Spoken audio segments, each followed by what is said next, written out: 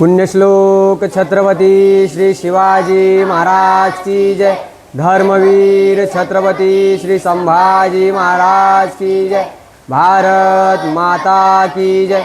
हिंदू धर्म की जय। धर्मासाठी झुंजावे, झुंजोनी अवघ्यासी मारावे, मारिता मारिता घ्यावे राज्य आपुले। देशद्रोही तितुके कुत्ते, मारो निघालावे परते। देवदास पावती फत्ते, यदर्थी संशयो नाही। देव मस्तकी धरावा, अवघा हलकल्लोळ करावा। मुलुख बडवावा की बुडवावा, धर्म संस्थापनेसाठी। पुण्यश्लोक छत्रपती श्री शिवाजी महाराज की जय। धर्मवीर छत्रपती श्री संभाजी महाराज की जय। भारत माता की जय। हिंदू धर्म की जय। आज आपण शंभुगाथेच्या पारायणाला सुरुवात करतोय।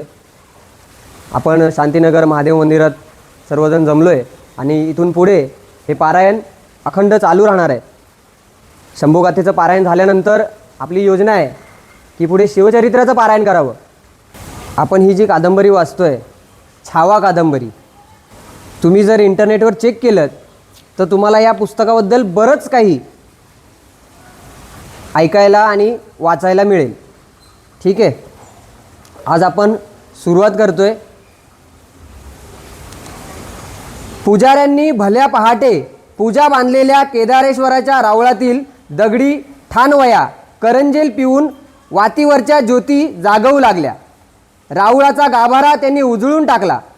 पुरंदराच्या बालेकिल्ल्यातील राणीवशाच्या दारुणी महालात मात्र रोजाना चालायचा तसा कुणबिणींचा कुजबुजता राबता आज सुरू झाला नव्हता। दारुणी महालातील बाळंतणीच्या अंधेरी दालनाचा दरवाजा अजून बंदच होता। त्या मिटल्या दरवाजासमोर फरसबंदीवरून एक उतार वयाकडे झुकावा झालेले स्त्री खानदान अस्वस्थपणे चिंतागत जडावल्या येरझारा घेत होते। स्वतःच्या उतावळ्या मनाने दालनाचा दरवाजा उघडला आहे अशी कल्पना करून त्या स्त्री खानदानाने कैक वेळा दरवाजाला आपली चंद्रावळी शांत नजर दिली आणि हताश होऊन पायगतीच्या फरसबंदीला ती नजर पुन्हा जोडून कोणाला ऐकू जाणार नाही अशा बेताने स्वतःशीच आई जगदंबे, आई जगदंबे असे पुटपुटणे चालू ठेवले।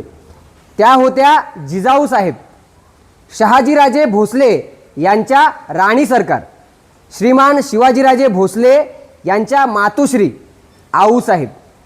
भोसले कुळीचा पवित्र मंगल कुंकुम करंड जगदंबेला स्त्री जातीच्या रूपात पडलेले सर्वात गोमटे स्वप्न। उत्तर रात्रीपासून जिजाऊ त्या मिटल्या दरवाजासमोर अशाच ये जा करीत होत्या। त्यांच्या शेजारीच 10-12 हातांचा पल्ला राखून पुरंदरचे किल्लेदार नेताजीराव पालकर एका दगडी जोत्यावर बसले होते। उकिडव्या बसलेल्या नेताजीरावांनी आपल्या गुडघ्यांना हातांचा वेढा घातला होता। रात्रभर ताटकळत खड्या असलेल्या नेताजीरावांना शेवटी आऊसाहेबांनीच एक जागी निवांत बसायला सांगितले आणि स्वतःला गडवाऱ्याच्या थंड झमकीबरोबर केव्हा झुलका लागला तेच मग नेताजीरावांना कळलं नाही। त्यांच्या डोईवरची कंगणीदार मावळी पगडी मात्र त्या डुलक्याला हुलकावणी देत मोठ्या तालेवारीने आपला तोल त्यांच्या गरगरीत शिरावर सिताप सावरीत होती। मर्दांची झोप नाहीतरी चटक्या अंगाचीच असते। दारुणी महालावरचा रोषनाईक आला।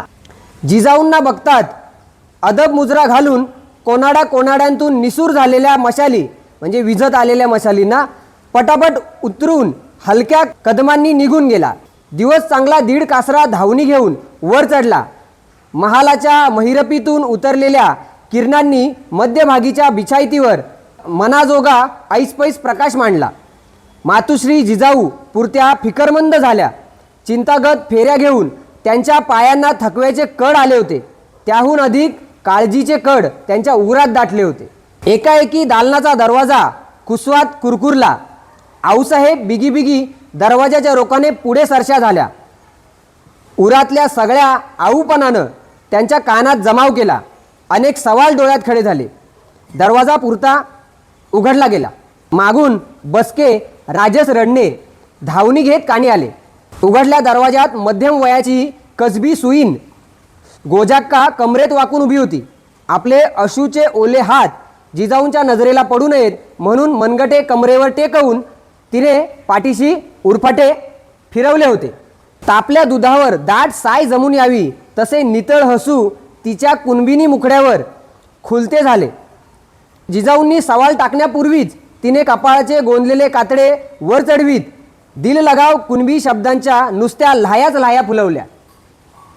झडू द्या तोफांची नौबत, बाळ किसन आलं, बाळ बाळंतीन समद सुखरूप आहेत.